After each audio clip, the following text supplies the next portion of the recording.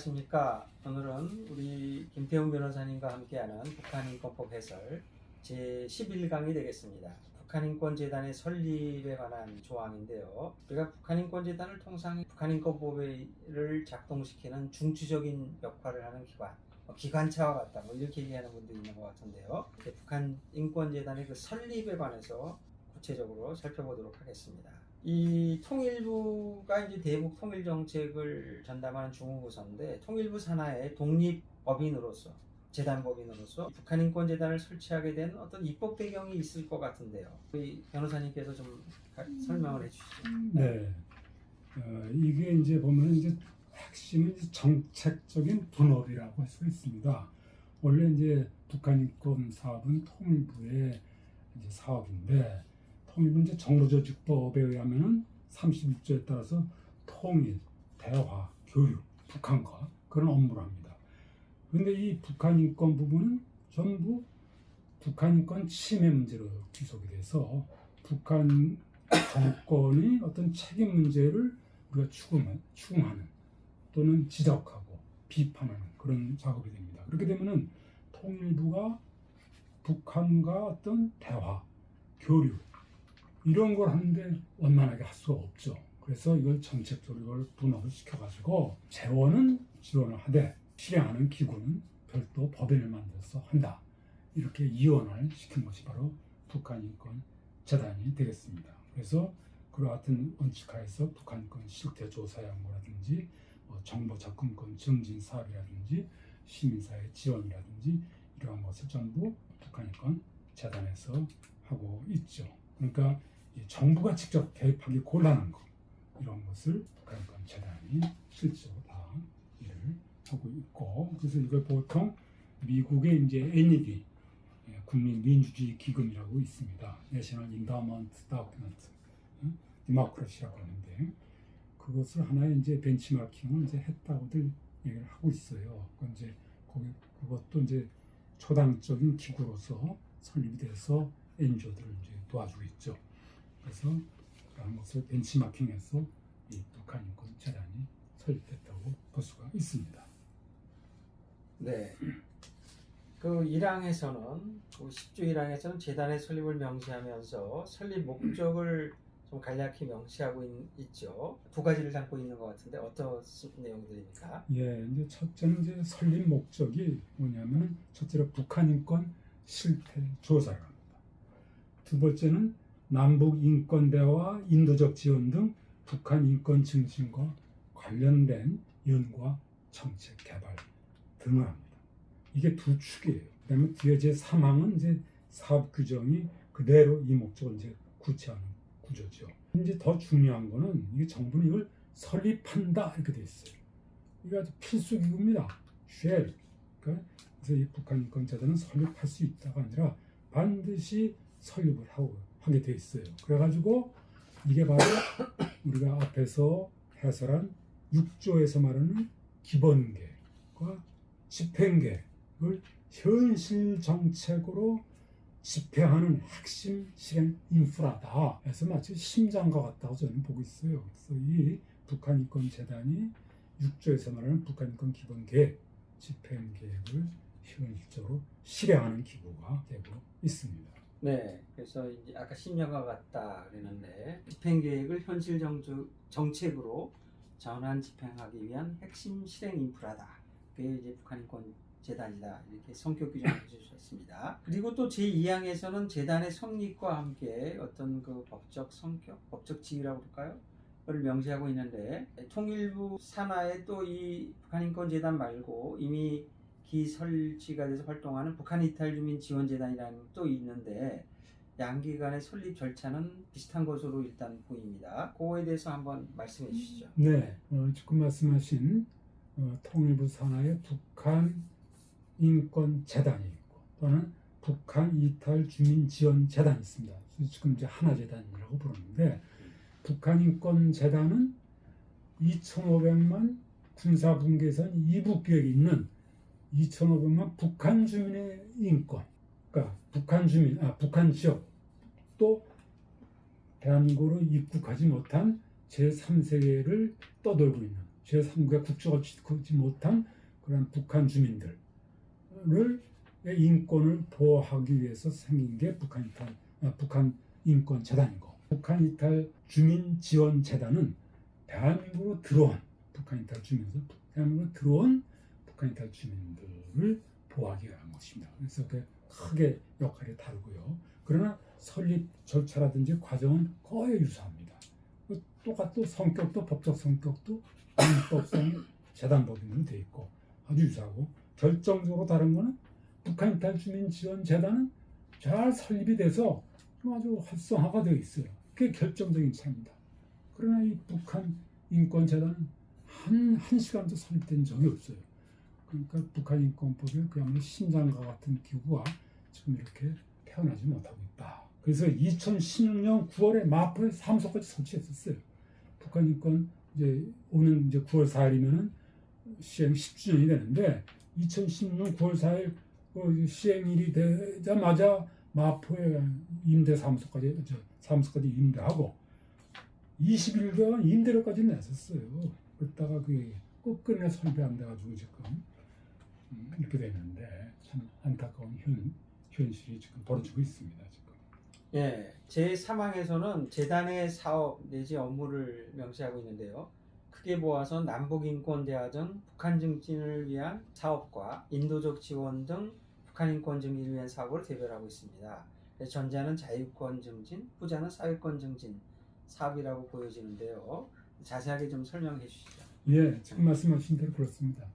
자유권과 사회권 두 개를 이제 망라하는 조문입니다. 그래서 제3항이 재단 사업을 제1호 남북 인권 대화 등 북한 인권 증진 사업, 이게 바로 자유권을 이제 지칭한 것으로 보이고, 2호에서 인도적 지원 등 북한 인권 증진 사업, 이게 이제 사회권을 이제 지칭하고 있습니다. 그래서 이제 1호의 자유권 증진 사업으로서는 이제 인권 실태조사 연구, 인권 대화, 정책권위, 시민적 정치적 권리, 즉 자유권을 이제 증진해 가는 것이고, 제2호의 사회권에 관한 것은 인도적 지원, 식량 보건 같은 이제 생존권, 넓게는 사건 증진에 관한 것입니다. 이 이원 구제는 이제 입법자의 이제 의도가 그대로 새겨져 있는 것이죠. 당시에 이제 저쪽 진보 진영의 이제 목소리를 받아들이기 위해서 이 부분이 이제 사회권을 하면서 두 가지로 이제 이완을 해서 이제 이렇게 있다고 볼 수가 있습니다.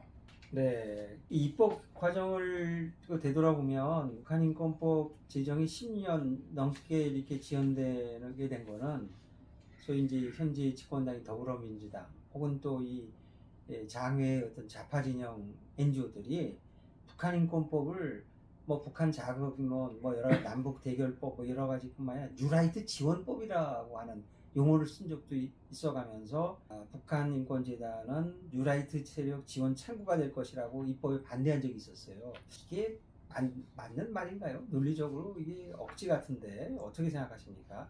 전혀 성립하지 않는다고 봅니다. 첫째로 지배구조가, 우선 북한 인권 재단의 이사는 이제 12명 이내인데 통일부 장관 추천 2명, 국회 추천, 그것도 여야 교섭단체가 나눠서 합니다. 거기 어떻게 어떤 특별 진영, 어떤 한 진영의 입김이 들어갈 여지가 전혀 없습니다. 둘째로 사업의 법정화입니다. 사업이 딱 법정돼 있어요. 아까 말씀드린 실태조사 연구, 북한 인권 실태조사 연구, 정책 대안 개발, 대정부 건의, 시민사회 지원, 뭐 이렇게 돼 있지 어떤 특별 어떤 진영을 뭐 편익을 위한 그런 규정이 전혀 없습니다. 셋째로 사업의 균형이에요. 지금 봤듯이 자유권, 사회권 두 가지입니다. 골고루 다 지금 분포가 되어 있고, 입법의 결과도 또 그걸 그대로 증명합니다. 반대한 사람이 하나도 없었어요. 236명 재소의원 중에 212명 찬성, 24명 기권, 반대는 하나도 없었어요. 정말 특정 진영 지원법이라면 그렇게 했겠습니까? 굉장한 것들 진통 끝에 됐지만은 그런 얘기는 전혀 없었다는 걸 말씀드릴 수 있습니다. 네, 그 10조에 보면은 북한인권재단의 그 업무 사업권이 나오는데, 대개 보면은 이제 시민단체 지원을 예정하고 있죠. 여기 보면 조사연구, 정책 대안의 개발 및 대정부 건의를 위주로 하고 있는데 이 지원 대상을 보면 어떤 연구 영역 방식이나 세미나 개최 또 그 어떤 요령을 수행하는 과정에서 결과물에 대한 어떤 교육 그래서 제한적으로 북한 인권 교육도 뭐 좀 할 수 있는 것 같이 보여지는데 이 그 조항의 여러 가지 내용들을 보면 탈북민 강제 북송 반대 사업이라든가 이미 NGO들이 그런 활동을 여러 해 해왔죠. 또 탈북민 한국 입국 지원 사업 활동이라든가 또는 뭐 정보 접근권 개선 사업 활동이라든가 이런 것은 지원 대상에 포함되지 않도록 하려는 의도가 엿보이는 것이 아닌가 그런 생각이 드는데 이것은 우리나라 북한인권법과 미국의 북한인권법하고는 차이가 나는 부분이 아닐까 싶은데요. 여기에 대해서 우리 변호사님의 의견을 한번 말씀해 주시죠. 예, 아주 아픈 부분을 지적을 하셨어요. 이게 북한인권재단의 10조에서 핵심 사업에 지금 말씀하신 지금 정보 접근권이라든지 또는 탈북민 강제 북송 저지 사업이라든지 이것이 당연히 명시가 됐어야 됩니다. 또 북한인권 교육이라든지 미국 북한인권법은 이게 아주 명시가 돼 있어요. 중요한 사업으로 정보 접근권, 저기 탈북민 강제 북송 저지라든지 북한인권 교육 아주 중요한 사업입니다. 근데 유감스럽게 우리 현행 북한인권법, 북한인권 재단에는 이게 전혀 언급이 안 돼 있습니다. 그래서 이게 아주 큰 문제이고 그래서 저는 그러나 우리가 이것을 해석론으로 좀 극복을 해야 되겠다 이렇게 보고 있습니다. 그러니까 지금 말씀하신 대로 10조 보면 전부 무슨 북한인권 실태조사, 뭐 정책 연구, 뭐 건의 뭐 이런 겁니다. 이렇게 돼가지고선 뭐 그런 말이 이런 방법도 없는데 그런 이제 다만 거기에 보면 이제 다목이 있어요. 다목에는 위원회가 심의하고 통일부 장관이 지정하는 사업이라고 되어 있어요. 위원회는 뭐냐면 저희가 앞서 강의에서 얘기한 북한인권증진자문위원회를 말합니다. 그러니까 북한인권증진자문회가 여기서는 심의기구가 돼가지고 북한인권증진자문회가 심의하고 통일부 장관이 지정하는 사업을 할 수 있기 때문에 이 조항을 통해서 지금 말씀하신 탈북민 강제 북송 저지 사업이라든지 또는 정보 접근권이라든지 또는 책임 규명이라든지 또는 북한인권 교육이라든지 이런 사업을 적극적으로 할 수 있도록 우리가 해야 된다 이렇게 보고 있고 우리가 이제 저는 그 해석론으로는 이렇게 당연히 이건 뭐 가능하다고 보고 있고 입법론으로도 이 부분은 명시를 해서 어느 특정 정권이 들어선 거에 따라서 이 중요한 북한인권 개선을 위한 핵심 사업이 후퇴하는 게 있도록 해야 되지 않을까 그런 생각이 듭니다. 저는 이제 지금 말씀하신 거 들어보고 당연히 해석론으로서 그런 사업들이 포함되는 걸 해석하는 것이 마땅한데 혹여 그런 사업을 실천할까 봐 예를 들면 보수우파 정권이 집권했을 때 그런 사업을 할 가능성이 있기 때문에 아예 봉쇄하기 위해서 북한인권재단을 출범시키지 않으려고 하는 것이 아닌가. 그래서 북한인권재단을 추천한 게 아니야. 이런 그 생각을 오히려 또 해보게 되는 측면도 있습니다. 안타까운 일입니다. 북한인권 제인 10년 되도록 북한인권재단이 아직도 출범하고 못하고 있는 거죠. 그리고 이제 또 보면은 이게 지금 북한인권 실태 조사를 해서 뭐 그 결과 보고서를 이제 만들고 발표해야 될 것 같은데 이제 그 경우에 통일연구원의 북한인권 백서, 통일부가 또 2023년과 4년에 북한인권 보고서라고 하는 걸 발간한 적이 있었죠. 또 북한인권 재단이 이제 설립 운영되면 또 역시 북한인권 실태조사 결과 보고서가 나올 텐데 이게 이제 이에 대해서 뭐 예산 준공이니 이런 얘기 나오지는 않을까요? 어떻게 보십니까? 네, 그래서 이 부분은 이제 아까 제가 처음에 그 6조에서 북한인권 증진 기본 계획 및 집행 계획할 때 그때 북한인권 실태 조사가 있었습니다. 그래서 이 조문을 보면 북한인권 실태 조사에 대해서는 6조, 10조, 13조 써 있는데 각각 그 규정의 성격에 따라서 목적이 좀 다르다. 그러니까 이제 6조에서 말하는 것은 이제 정책을 세우기 위한 거시적인 이제 조사고, 그다음에 여기서 10조에서 말하는 건 아주 전문적이고 분야별로 이제 하는 그러한 이제 실태 조사고, 그다음에 이제 13조는 이제 증거에 의해서 형사 책임을 묻는 그러한 이제 조사이기 때문에 각각 성격은 좀 다르고 거기에 따라서 좀 특화돼야 된다고 봅니다. 다만 지금은 이제 아예 뭐 북한인권 증진 기본계획 뭐 발동이 안 되고 북한인권 재단도 발동이 안 되고 오로지 북한인권기록센터, 북한인권기록본에서 13조에 의해서 겨우 보고서가 나오니까 그래서 이제 통일부에서 2024년, 2023년 나온 북한인권 보고서가 이제 절충 형태로 지금 나왔어요. 근데 이제 언젠가 이 북한인권법의 정상화가 되면은 이와 같이 각각 그 규정에 따른 보고서가 이제 간행되리라고 보고요. 다음 이제 통일연구원은 이제 제가 보기에는 이제 순수한 연구기관이고 또 거기에 맞게 그 또 오랜 전통이 있기 때문에 이제 북한 인권법에 의한 실태 조사에 따른 이제 보고서에 맞춰서 중복이 안 되게끔 운영의 묘를 이제 찾아야 되지 않을까 그렇게 되고 이제 그런 면에서는 저희도 사실 제가 이제 대한변협의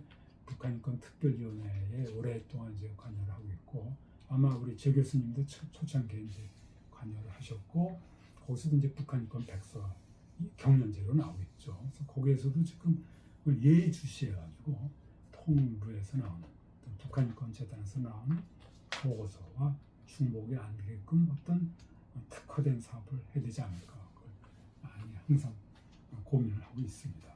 네, 그 지금 보면은 10조를 보면은 앞에서도 우리가 말씀을 해주셨는데 북한인권 실태조사연구, 또 인도적 지원 수요에 관한 조사연구, 관련 정책 대안 개발 및 대정부 건의, 이 관련 사업에 대한 시민단체 지원 이렇게 되어 있거든요. 이게 조사연구, 그러니까 맨 앞에 나와 있고 또 거기 조사연구에 치중하는 것보다는 그래서 북한 주민의 인권 개선을 위한 어떤 활동, 또 국제 협력 활동 그런 거 관련해 거기에 좀 더 많은 예산이 투입이 돼야 되는데 이게 지금 뭐 어떤 NGO 지원이 실질적인 북한 인권 개선을 위한 것보다는 NGO 지원을 통해서 조금 간접적인 증진, 직접적인 증진 개선보다는 그런 측면이 있어 보이고 또 인도적 지원 수요 조사해서 NGO 단체들이 사실은 이 대북 인도적 사업 처리에 관한 규정 아까 말씀해 주셨고 남북협력기금법을 해서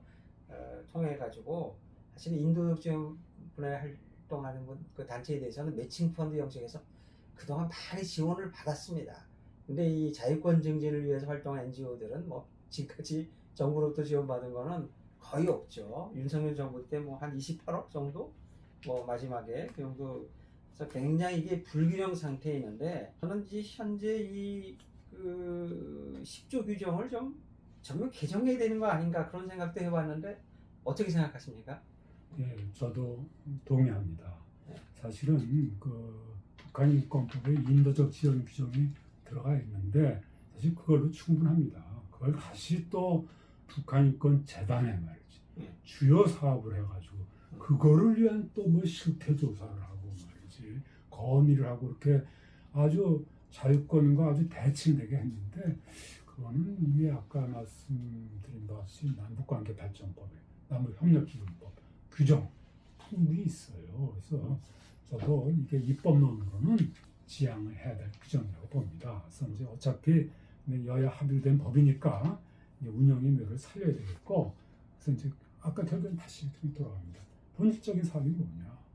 정부적 공권, 탈북민 강제 북송, 저지 사업이라든지, 또 북한 인권 교육이라든지, 또 그런 걸 하는 시민사회단체든 지원, 여기에 북한인권 재단의 목적에 본력이 있다. 저도 그렇게 보고 있고 만약에 이제 이게 정상화되면은 그러한 방향으로 북한인권 재단은 당연히 운영이 되는 것이 북한인권법의 목적에 맞다고 보고 있습니다. 네, 좋은 말씀 감사드리고요. 오늘은 북한인권재단의 설립 그 제10조에 관해서 주로 살펴보았고요. 앞으로 이제 12강, 13강에서는 북한인권재단의 운영, 뭐 재원이라든가 또 인권재단의 임원 구성, 이게 이제 아주 뜨거운 감자인데 그거는 이제 우리가 13강에서 다루도록 하겠습니다. 그래서 북한인권재단에 관해서는 북한인권법에 3개 조문을 두고 있다는 거 참고 말씀드리고 앞으로 다음 강의부터 이것에 대해서 구체적으로 살펴보도록 하겠습니다. 오늘 장시간 동안 끝까지 시청해 주신 여러분들께 깊은 감사의 말씀을 드리고요. 오늘 강의 여기서 마치도록 하겠습니다. 감사합니다. 네, 감사합니다.